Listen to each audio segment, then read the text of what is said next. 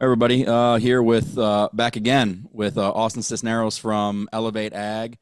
Austin, you were our first guest, so we're back Wow. on. And before we talked about the principles of soil health and whatnot. But I think now to take a look and spin it a little bit differently to what we're seeing in the field, what you're seeing when you're out and about talking to the people that you work with, and see what's working, what shifts can be made, different things like that, and then just have a conversation about it. So outside of that, man, how you doing? Good, man. Thanks for having me on. Yeah, of What course. was that, 2 years ago? Last year?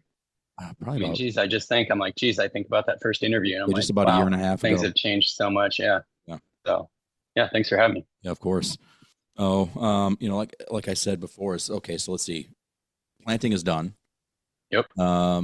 And I'll just tell you. I mean, I have on my stuff, I have your guys the Hypergerm dry on it, and I'm seeing everything that I wanted to see out of it up to this point through the year.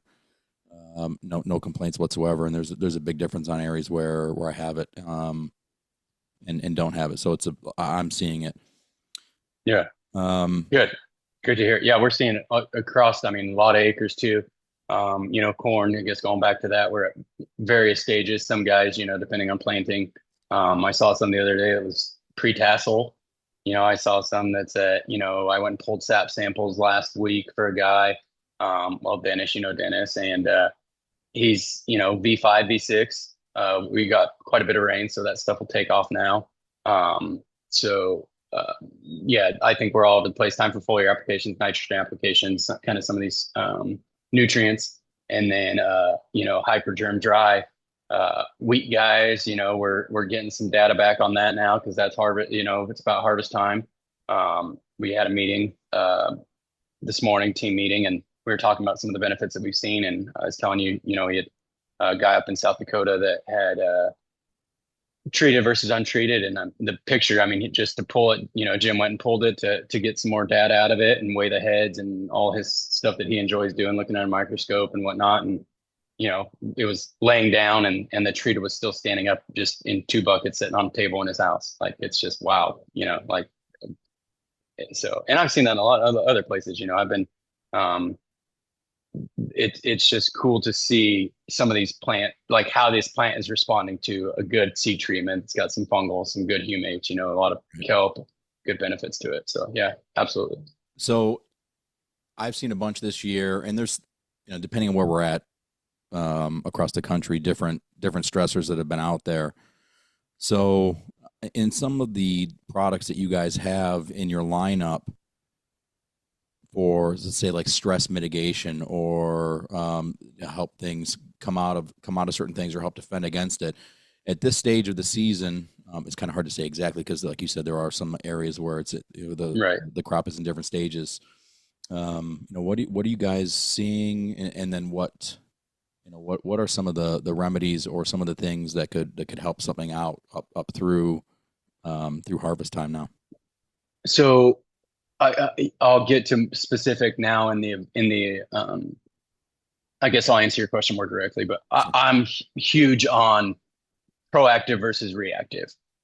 Agriculture today, majority of ag is so much on a reactive mentality, right? With biology, it's so much of you got to shift that mentality to proactive. So if I know I've got a certain insect or a certain thing that I'm prone to disease or um, you know, climate. I mean, luckily we were talking about, a lot of people have more water than they've had for the last 5 years, and so um, but if you can build some of that drought tolerance, that stress um, tolerance up in the plant, and a healthier plant's going to make a healthier fruit, regardless of what it is, Right. and it's going to be able to have a better immune system to support that goal in mind, which is yield, right? Fruit, grain.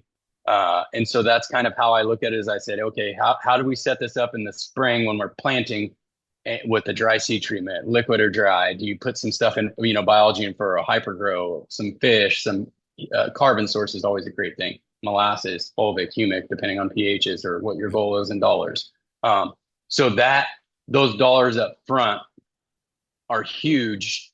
And then as you get later on the season, then at that point you've got a population of biology that's out there, that's thriving, that's cycling, that's moving nutrients, that's got a symbiotic relationship with the plant.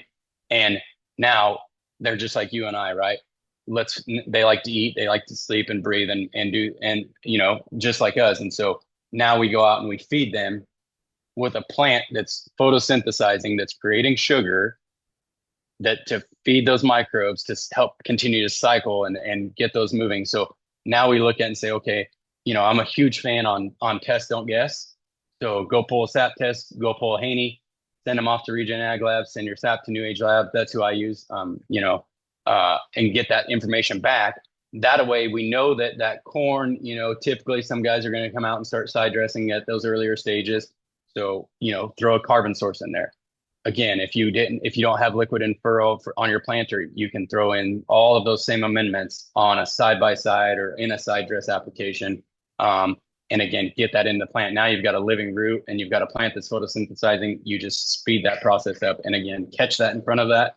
And then again, start looking at this and say, okay, hey, I'm at V4, V6. I know my corn's going to be calling for nitrogen at V8.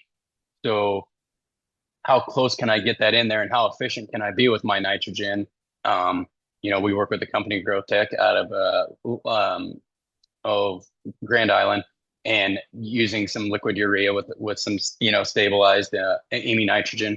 And so that there again, like use a form instead of going out in a dry urea that's got salts and cause, all these other issues. So I feel what I'm seeing with producers is as we work on this and we look at this from a preventative measure and you just spoon feed this system throughout the way, we all love a Thanksgiving day when we get to overeat and, go nap but you're brutal, right? It's punishing. Biology is the same way. You dump everything out there. How can you spoon feed them, give them 3 meals versus 1 meal? Right.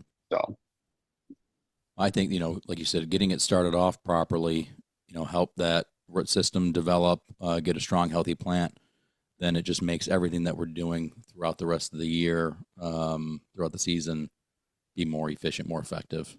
Right, absolutely. And in the long run, if we're more efficient, more effective, then that should reflect in terms of what we're paying for that production as well, where the cost can be down, because I don't think that we're needing to put down as much as we would if that system wasn't churning properly. Yeah. You pick up efficiency, right? And that's the nice thing about the way that like technology moving so fast that, you can do, like, we don't even realize some of the tools we have on our hands. Like, look at this, like SAP testing and versus tissue testing, right? Haney's versus soils and grids. Look at Greenfield Robotics where they're doing with the robots weeding, right? Drones, we haven't even begun to get the benefits on those things. I think that through SAP testing and some of the way this technology is evolving and guys start tracking this data and information and look at their fields as individuals instead of blanket approach to the whole farm, that you're going to be able to fine tune some of these things. I think reducing herbicides is a huge one. Some fields are more prone to weeds than other fields. So why are you dumping the same rate of herbicide on field A but not as field B, and that your weeds aren't as bad on field B? Like, that's wasted dollars, right? And so managing those, and same thing for fertility. I talk to guys sometimes when they get started and they're like, yeah, the co-op's going to come out and put 80, 20, 30 pounds of NPK on. And I'm like, well, how'd they get that recommendation? Well, I don't know. That's just what they're throwing out this year. And I'm like, let's think about this. Let's challenge these guys back a little bit and be like, where'd you get these right. recommendations at, And so it's just all about being efficient and managing your dollars so much tighter. And I think that all this technology is giving producers the ability to do that. I agree. Efficiency. The more efficient you are, the more efficient your plan is. And it all comes together. So that's what I love about it, is the technology's out there. Drones. I think guys can get out and, based on SAP tests, you can fire up a drone, go out and hit it with some biology and a micronutrient, and you're going to be able to fix it immediately. So that ability's there. You had said something about the herbicide and the different rates. But so one question I have is one thing that, like, herbicide, like the stress that's caused from an herbicide application in post, So if we're there, what is your recommendation, or what can we do during that application to help reduce potential drag from that herbicide stress? Yeah, so I call it the herbicide hangover. Um, the so what you're doing is when you ding that cash crop from a herbicide pass, and you have to like you do need to spray for weeds, right? I'm not saying Right. pull your weeds and pull your herbicides, uh, but there's a couple different things that I look at from this and that help this your cash crop from this herbicide pass. And so one is start with your water. I'm finding out more and more that guys are not paying attention to their water.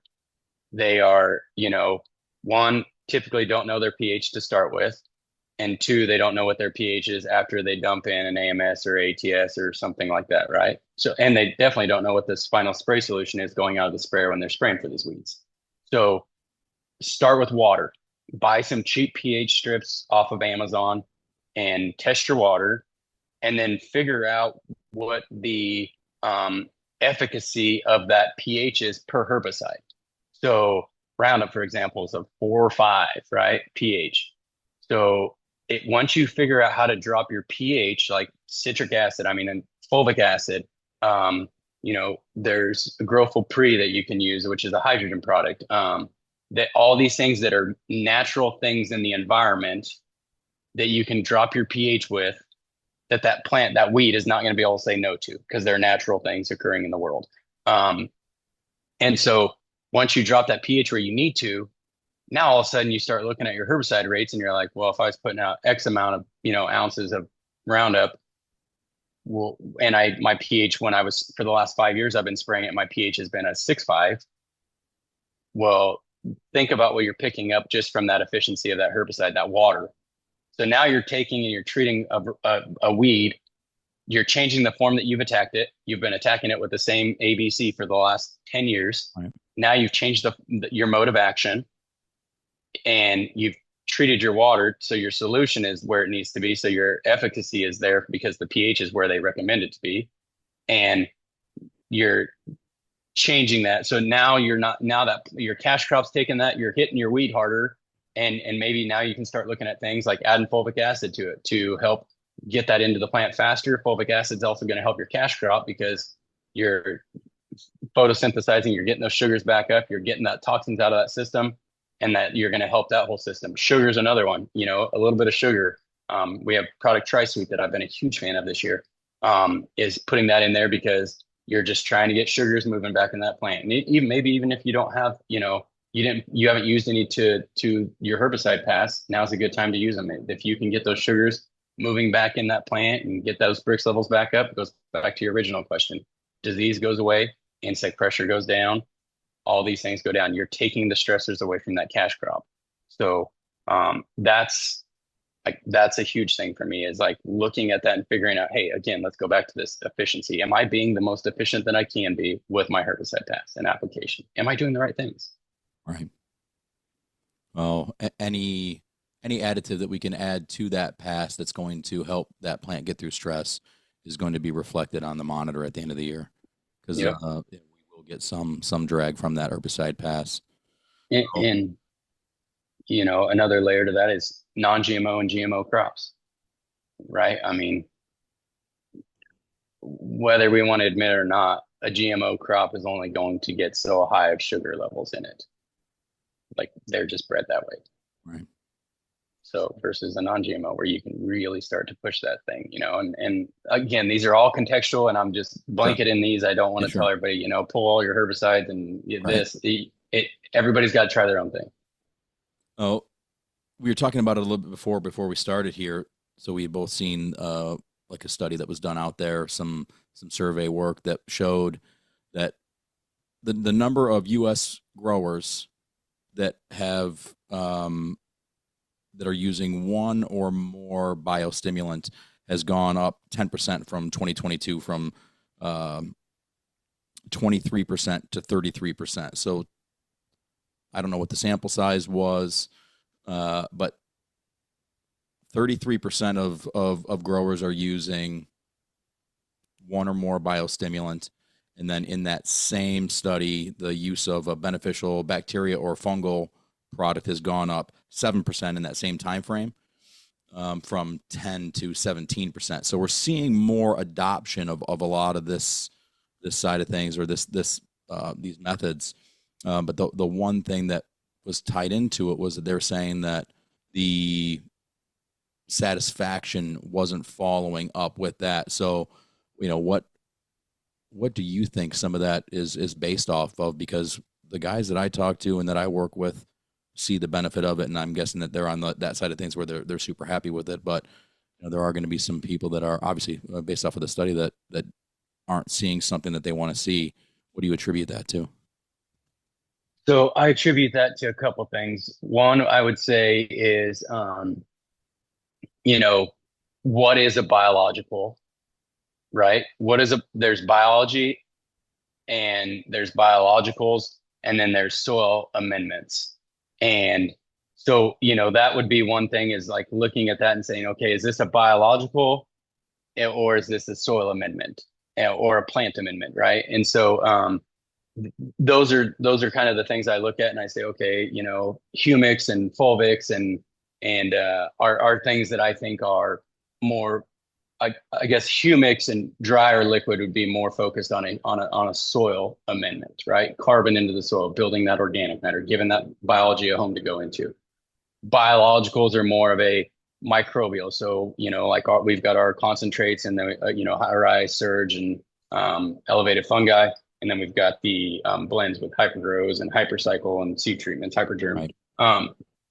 So that's kind of how, and when you get on our website, that's kind of how I've started working with them, our team, to help us try to think like that. Maybe, going down a wrong rabbit hole, but I think that's part of it, is understanding what a true biological is.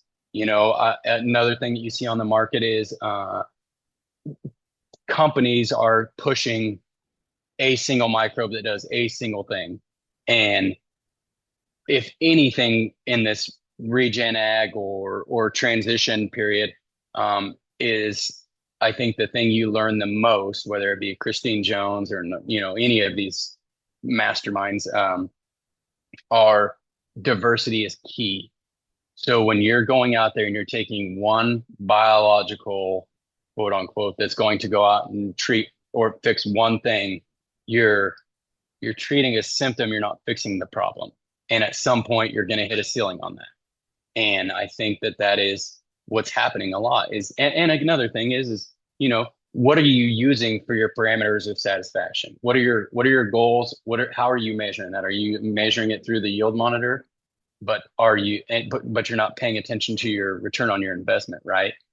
So that's a whole nother thing, is if you look at it and you're like, oh, my, it didn't yield any different. Okay, well, what's the difference in your, full synthetic and traditional program versus a biological program? And how can I figure out where those dollars are at? And what's my where's that ROI on either one of those? But sometimes a sharp pencil will open your eyes to a lot of things too. Sure. I think that part of it is that there's a certain level of expectation that some guys will have, is that, okay, well, if I spray this on, I'm going to see something immediate, and not, that might be what they're seeing above the ground, and not necessarily activity below the ground. So they say, oh, well, I put on this product that you said was going to do X, but they can't see it. So it makes it hard for them to have that gratification of being able to see maybe a color change, or, something shoot up out of the ground a little bit faster. Oh, like you said, I guess it depends on what their context is on what their expectation was. Is it to create a more living system? Well, that's going to happen. You just can't really, unless you're getting out there and looking at a sample and putting it under a microscope. So it's really hard to see it with the naked eye. So, I think producers, we're conditioned to checking fields, driving down the road at 45 mile an hour, right? Like, get out of your truck, right, bring your son, grandson, legacy, right, with you. Get out of the truck, take a shovel or a potato fork, refractometer, pentrometer, and walk out in your field, start digging up some roots, and start looking around and look at your beneficial insects crawling around out there. Look at some of these other things in your fields, and take a few minutes and start to just kind of shift that mentality that, hey, instead of driving 45, I need to bring the next two generations that are going to take over for me, Right. and I'm going to try to give them these tools that are probably going to be, now they seem, forward thinking, but at some point I think they'll be obsolete as well. But a refractometer, going out checking your sugar levels in your weeds versus your cash crop, and seeing those things, and your soil compaction layers, earthworms. Do you have any? Do you not have any? Right. Why do we want it? Well, why do I want those things? I don't know. I was with a couple weeks ago. I went to a farm with family, and it was, dad, what was there, three generations there, and it was really cool. And we went and we were walking around their fields, and they used our hypercycle product prior to planting. Yep. And we're walking out there, and I mean, you could shove the probe all the way down. I mean, one hand straight to the ground. And we're going out there grabbing corn stalks, and you just see all the fungal on it, and earthworms attached to the roots. And Right. and I looked up to him, and I was like, what, how cool does it feel to say, hey, you guys want to go fishing? Go to this field and go dig up your worms. Right. How many people can say that anymore? Right. Like, to me, I'm like, I just is like, that is freaking awesome. Like, that's something cool that used to be a thing. You didn't go buy worms from the grocery store. Right. You went in your field around the house or something and dug them up, and that's where, if you want to go fishing, The what was it, a couple of weeks ago we were down in Bladen, Yeah. and Nicole Masters had said, in in one shovel full we should see, upwards of 25 earthworms in a healthy, vibrant environment. I think 25 is a lot, but that's still, we can get even half of that. But you go out, I mean, I could probably go across the street here and put a shovel in and not see any.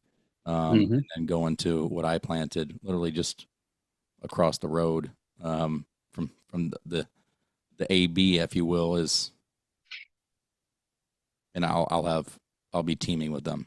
I'll have, Yeah. it's, that one other thing too is where I've done and used the hypergerm, and then I interseeded some of my corn at around V3, V4, in an area that was essentially, I picked the worst piece of ground to run this test on. And now there's the fungal growth that I have there. The soil is definitely mellow compared to where it was previously. It's just cool putting a shovel in the ground and seeing that life where previously you could barely get the shovel in the ground. Oh yeah. Yeah. Yeah. It's really and that's the thing about this is, like, I feel like guys are apprehensive about biology because it's like, well, I'm going to have to do this for 3 years or 5 years to offset the 10 or 30 years that we've been doing it this way. And it happens so fast. Like, we can fix this system so much faster than we think we can. Like, I mean, you can turn things around in a year, a season, Right. You start in the fall with our, nutrient recycler, hypercycled, metagrow decomposer, and in the fall, and let that thing just keep that diesel engine running all winter long.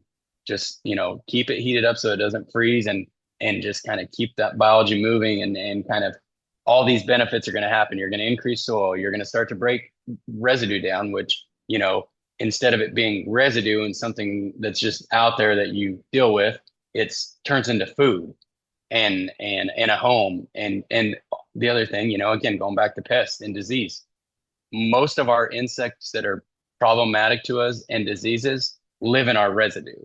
Right. So if you start taking their home away and promoting good, beneficial microbes and Exactly. insects, then all of a sudden these bad problems start to alleviate themselves again. And you're getting, again, proactive versus reactive.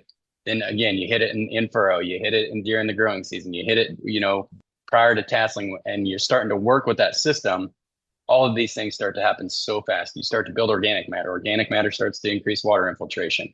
You start to increase your max score. You start to increase your organic carbon. there's just rest, all these things, everything starts to come to life, and you start to look at things like, man, this stuff isn't just something that I am just have this magical power that I throw the seed in and it just comes out of the ground. And it's like, Right. no, that you work with this system. You're a part of the system. And I think that increases kind of, not that there isn't ownership before in a particular crop or in a field, but it gets you tighter to it a little bit, a closer relationship. The one of the products that I'm a big fan of is going to be like a stubble or a residue digester. Um, Talk about what you guys have in your lineup for that. Okay, so we've got this August 1 we'll roll out with like our fall program. So it'll be a three-tiered system. Uh, I think it's like silver, gold, and platinum or something, but we teamed up with GrowTech. And so what we've got is our our Hypercycle Plus. So you're getting, fungal properties, your saprophytic, your endophytic fungal. You're getting some food sources out there, multiple carbon strands, whether it be a short strand or long strand carbon out there to kind of really help to get that system up and going. Fish, which stinks, but earthworms love it. And then we can pair that with a Metagrow decomposer. And again, you're bringing in specific microbes for nutrient cycling, for residue digesting. And so able to kind of pair multiple steps to this thing. And again, diversity in products and tie that together and start to get that system going. In a time of the year that I think we're wasting a lot of opportunity by not doing anything in the fall. Whether you're planting cover crops, great. Guess what? Now again, diversity. You took a biological and you introduced a diverse cover crop mix to it, just like you were talking about with your soils, like your bad fields. Think about what you just did to that. Now feed that thing. Now you've got a C4 growing plant out there with a diverse cover crop growing underneath it. And now feed that thing and see what happens, and so or fallow acres and if you're, well, I don't want to eat up all my residue. Okay, well, don't look at it like residue decomposition. Look at it as nutrient cycling. Sure. So again, it's up here, right? Well, So I view it too. That one thing that is overlooked is the how much more we're increasing the plantability when we get to the springtime, when we're going in there and it's going to mellow things out. You can feel it underneath your feet when you're using something like that to you're doing a field prep. And I would almost implore people that are on a full tillage system to forego a fall tillage event and use a product like that for in the fall and just see what happens by comparison. And I bet there's a fair amount of those guys that would probably say, oh, like let's continue to do this in the fall as opposed to a fall tillage event. I mean, there's been plenty of fields I've been in this year where the biggest issue is some residue and planter issues because of it. And it's heartbreaking to see it. But there was some fields that I was in where some of the seed was basically like on top of a stalk in the trench that was a quarter inch under the ground. It's like that. It's just not going to survive. It's not going to do what you want it to. No. And it's food and get on and look at how many dollars of fertility are in residue. Yep. Like there's a pile of money in that.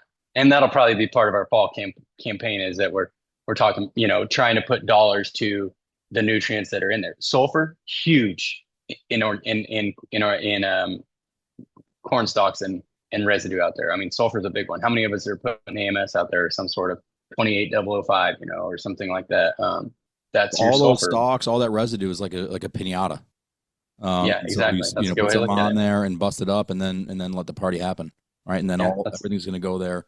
Yeah, the amount of fertility that's locked up into that, and if you're not doing anything to break that down, and you're going to let Mother Nature do it on her own, this is a way that we can kind of lend a helping hand to get that released. Yeah, that's a good analogy. I like that. Probably steal that one from me. Go ahead. I think I stole it from somebody else. So. Oh, okay. Right on. Yeah. But I mean, it really is. super important. The amount of dollars that are still locked up. I mean, last year's fertility, and so whatever that dollar is that you spent on it, you're not going to get 100% of whatever that fertility is into, to be used that year. But we can continue to use last year's dollars moving forward for for a particular amount of time. So that's the one where, we can really, really do everyone a favor by helping to break all that stuff down and get it into a bioavailable, just plant available form. Yeah, I don't really see any real downside to it. And then more than anything is the plantability. And if we get things planted cleaner and better, it's okay to slow the planter down a little bit also. Yeah. Make sure you got good row cleaners. But if we're mellowing out that system, making things more available, all that's going to do is help early vigor, uniformity, all these different things that are going to help us by the time we get to, into the fall for harvest. And it'll be, I think that's the one thing that's probably the easiest thing to start with and to move forward and see, and then you will see some benefit. Problem is you won't see benefit the second you spray it on there, but that stubble digester, a product like that, it's probably my favorite thing in any lineup from any company, but it's the one thing that I talk about the most it's huge. It's a great, like you said, it's a great first step if you're getting into this, and, I recommend guys yes, it's like you were saying, it's like that visual thing, but I take that back to, let's look at this and let's go pull Haney's on a control versus, a treated part of hypercycle or decompose, Metagrow. And look at this and see what it's doing for your biology, and then take those dollars and be like, okay, now I can take them again in the spring and see that dollar. And again, it's that mind shift. It's that, looking at things in a different way, different pair of glasses on or lenses. And being able to say, okay, now I can look at the power that this is giving me. I can stop, broadcasting all my fertilizer in the fall.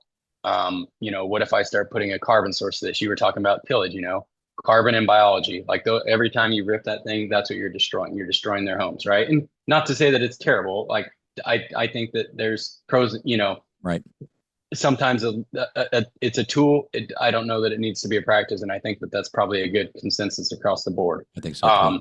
And so but how can you, offset that damage or that step that you're doing? Maybe you have to. Okay, how am I going to go back into this and say, okay, here's something I did to hinder my biology. How am I going to? What things can I do to promote that biology or to help put that biology back in place and to get that system going again?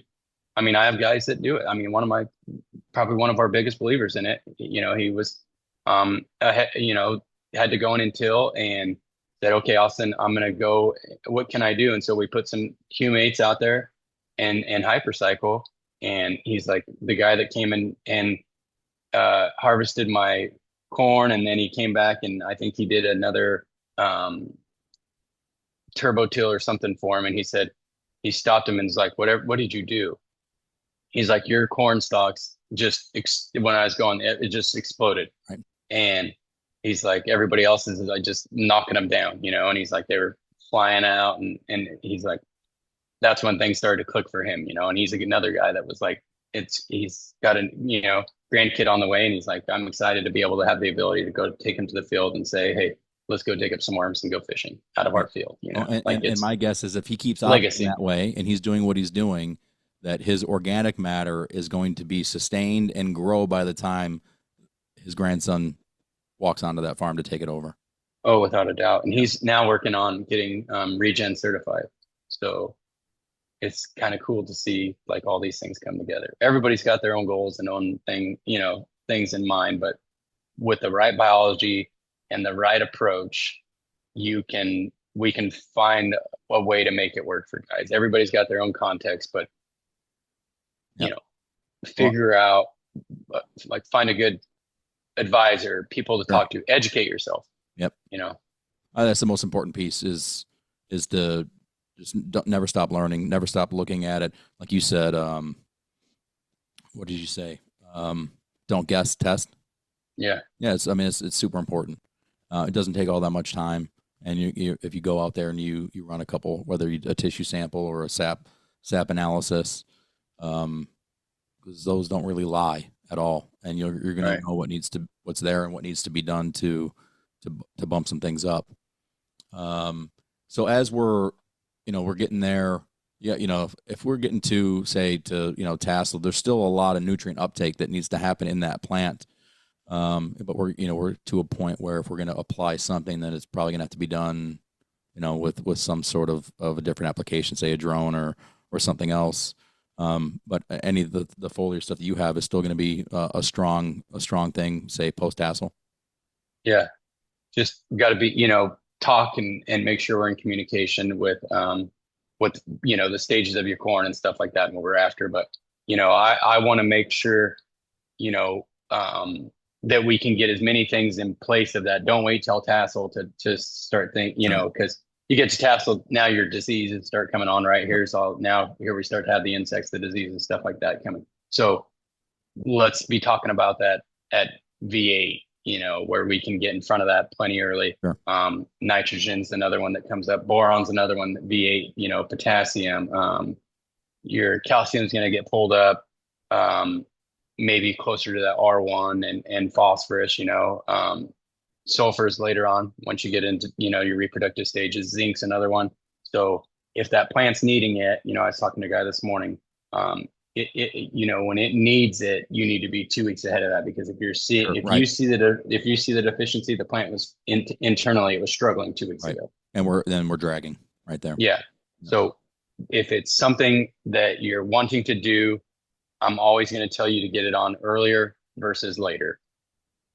And that's kind of one of those things that as you do that, that's when guys, they see things, but they don't know that they see things, right? Like certain things go away that they're used to seeing as a problem. And it kind of takes a little bit to say, well, is that stuff working? Like Right. just different stuff. Like it's fun to see. I mean, when guys call me and they're like, "Hey, Austin, I want to talk to you about something that we're not sure we're seeing or not." And I'm like, "Well, what is it?" And they're like, "Well, we have our, weed suppression or insect pressure or something different, just different things, and you think, and I'm like, I think that it's biology that's helping you through that, or that's what you're seeing? Yeah, I do actually, 100%. Those are better than the phone calls Yeah. on the other side of things.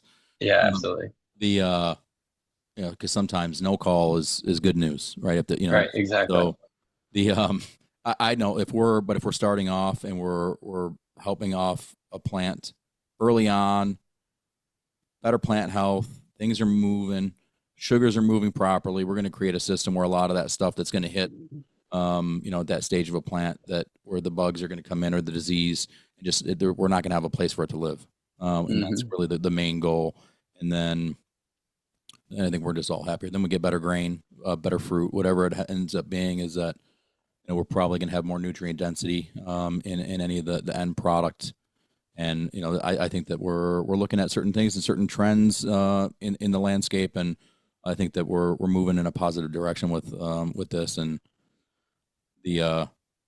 I think that what we talked about, that one study, that if people take a look at it and they really kind of take a step back and look at what their expectations are, then that satisfaction is definitely going to go up.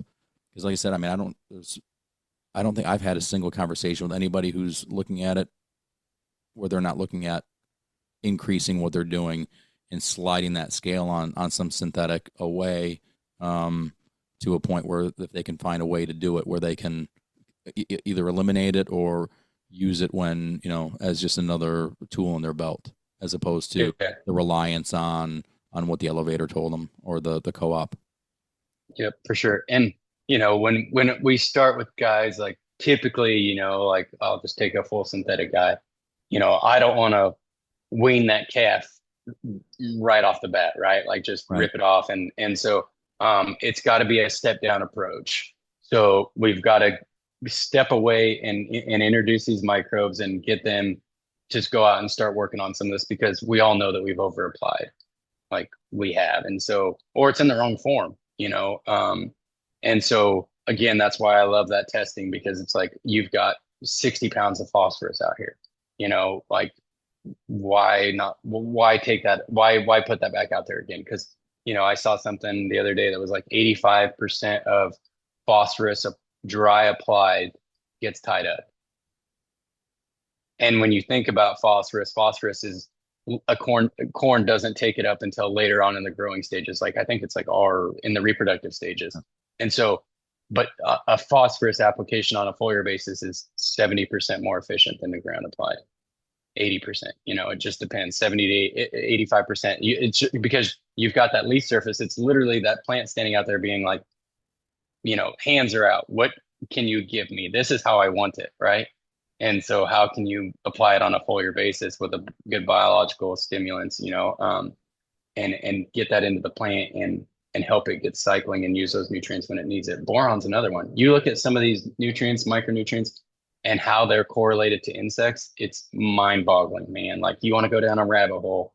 Like, that biocontrol is something which, when we met, I had a talk, Chad and I and Rachel and Ed and you were on that call, and we went down that biocontrol rabbit hole, and like sulfur, boron, like you look zinc, like you look at those micronutrients and what insects show up in those, and it's like wild to like when your brain starts to think about that, right? Like, you're like, what? So Um, that's something that's just really intrigued me. I there's love going down that. deficiencies. If there's deficiencies that are in the plant that are out there, and you can help offset that, or introduce give it what it needs to be fully functioning, then yeah, we're not gonna eliminate all of the bad things that can happen out there, but we can definitely mitigate a lot of insect pressure and disease pressure. And I think the sky's the limit. This conversation was not being had in the past like it is now. The knowledge Right. base that's out there, the different testing methods that are out there, like you said, I mean, what we're doing right now in terms of sap analysis, tissue sampling, all these different things. Who knows? In 5 years, it could be so different. We know there's different tools that are coming up along the way. Mm-hmm. Technology will just continue to get. We're gonna hit such a steep curve up when the technology continues to get better, and some of the modeling systems that are out there to understand that I don't even think we really know what the maximum yield could be in a system, because to understand that, we know exactly what the plant needs, when it needs it, be able to get it to it somehow. And then it's the one thing why I'm so big on the fungal side of things when it comes to this world, because if we have a good rhizosphere, if we have the mycorrhizal fungi doing what it's supposed to do, it's like the little guy on the front of a boat yelling through his megaphone to the rower saying, row, I need boron, I need calcium, Right. I need this. And then the bacteria will go out and get it and bring it in. That stuff still needs to be out there for them to go and get it. But Mm-hmm. then, if you get it operating in a good fashion, then the system is spoon feeding itself, as long as the stuff is out there in the atmosphere and in the ground to pull in, because they know Without what a they want. doubt. And so the amount of over application we do is it's crazy. There's Well, stuff that's being put out there that we don't need to, in terms of volume. yeah. And just like you said, like the bacteria working, right, and going in those nutrients, like when you put it out there, you're putting them in a sense on welfare, right? You're like, no, don't worry about it. I'll take care of it. I'll pay for it. You guys just hang out, right? Like, they're out there. I mean, most soils are highly bacterial. Now, Right. are they beneficial bacteria? That's to be determined, right? But Right. can you shift that? Can you introduce some fungal properties and the right fungal properties, right? You think about all these diseases, rust and iron corrosis and southern rust and northern leaf spot, and the list goes on and on. Most of those are related to a bad bacteria, bad pathogen, a bad fungal disease, crown rot, right? All of these things are some sort of a bad pathogen that's in there because that you've created an environment for him to thrive in. Well, when you Right. shift that system and you introduce the right microbes, and you start to kind of get heavy about, serious about this approach to it, um, you start looking diseases. Most is rust or of any of that's iron in the wrong form. It's iron that has got chelated in the wrong form, and it is toxic to the plant. It's like having a plugged artery. Like you're gonna have a heart attack, Right. right? Like that's that disease. And so it's just that different shift of it. And like you said, I mean, there's so much technology, there's so much resources out there, and so many books. I mean, I I don't know, that's what excites me about working in the industry that I work in, because I probably have never learned more and been so aggressive about my education as I have been this Right. point to my life, right? Right. Like Right. all through high school, I was like slept through science class and did everything I could to stay, skipping class and whatnot. And and then, college is, I went into education, and I think, that piece has a lot to do with it today too, is that I enjoy teaching. Yeah. And, but it's also that constant thrive for education. Like there's so many YouTube videos and podcasts and books, my wife laughs about how much I read now, because it's one, I'm not a person that sits still very long, but it's just kind of been that Yeah. I just like am constantly wanting to learn new things, because there's so much to learn. We've just overlooked so many things, and wanted to hit the easy button so many times in life. And now look at it. It's not easy anymore. My problem There are now, no more easy buttons. Yeah, there you go. the my problem now is I'll buy the book, a hard copy of the book, and then I will also buy, if it is available, the Audible, because the amount of time I'm on the road and driving around and here and there is that that's all useful time, that that it previously had gone wasted. So now it's just a constant stream of different thought, Mhm. different things, and um, there are you'll learn something, or you'll see a resource that's out there. One of my favorite books that's on any of this stuff is Nicole Masters' book. I've probably bought 12 copies of this book, and then I'm talking to somebody, whether it's at like where we were at a couple weeks ago, Yeah. or other things that I've been to across the country, and I'll talk to somebody, say, "Oh, it's in this book about what you're talking about," and then just give it to them. Yeah. And then so, all right, I'll get another one, because I basically use it as a reference guide for The Love of the Soil. It's a great book. So if you don't have it, buy it. It's Absolutely. phenomenal. Yeah, anyone that's listening, Absolutely. yeah, it's about as good as it gets. Another mine that I would do that with would probably be When Weeds Talk. Yeah, Um, by Jay, I'll probably mess up his last name. I think it's McCannon. But that's one that, when I got that book probably 3 years ago, I think I got it on Amazon for like $18. I got on the other day to look at it, and I think it was like 40 or $50. And I'm like, it's catching on, right? Like, yeah, but it's cool. I mean, it's a great one, because I think it helps a lot when you can look at that and say, okay, these are the weeds I have. I can relate to these.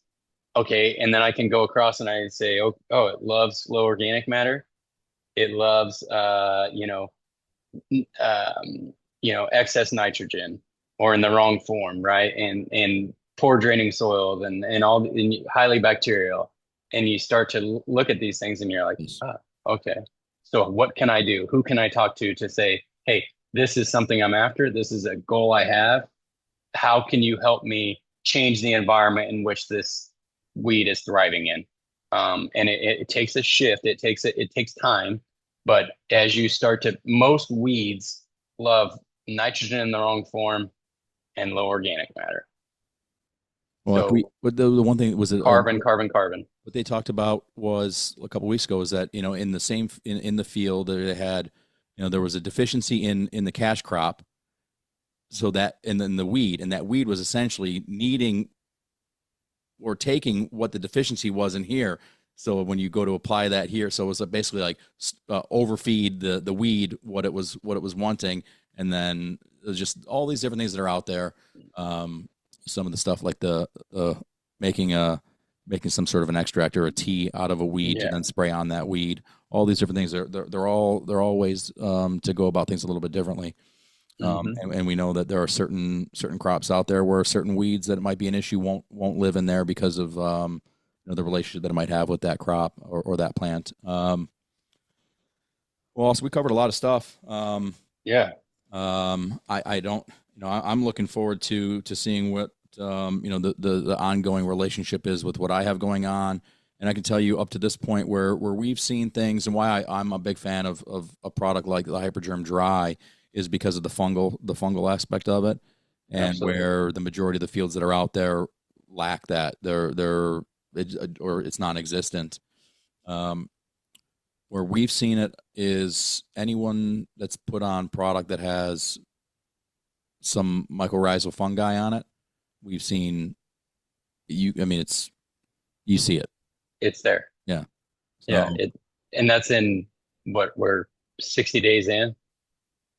yeah, Like, I mean, like it's there, so yeah, it just start the fungal. Now you've got the fungal. Now start looking at my cabinet and say, what are my fungal foods? How can I feed sure. this Right. microbial population? They love fish, you know. So there's a lot of ways to just continue to foster that relationship. How am I going to promote it versus hinder it? So Well, based off of what I've seen across the fungi, definitely likes the fish. So yes, that's all good. exactly, exactly. Well, Austin, I appreciate it. Thanks for spending time, and maybe we'll talk again when we get closer, or post harvest, and see where, areas where some of our stuff and some of your stuff has been used in concert with each other, and see what those look like. And some of those guys that are out there, I'm sure that we take a look at what their, what the pencil says on the paper at the end of the year, and I'm sure that they're probably going to be satisfied. Yeah, absolutely. And outside of that, I don't have anything else for right now. But thank you for your time, and I'll put a link down to your guys' website on here, but ElevateAg.com. Yeah, And Andrew, thank you. yeah, of course. If anybody wants to reach out and take a look at the portfolio of products that they have, or talk to Austin or any of the other fine individuals they have there, they'll pick up, and they'll do whatever they can to help you. Uh, awesome. Well, thanks, Austin. Thank you, Appreciate it. Andrew. Appreciate it. All right, I see you, everybody. looking forward to 2026 and Oh what's to yeah. come. So Oh, appreciate it, absolutely. man. Yeah, for Yeah. sure. All right, man. Thanks. I appreciate it, Andrew. Thanks, everybody.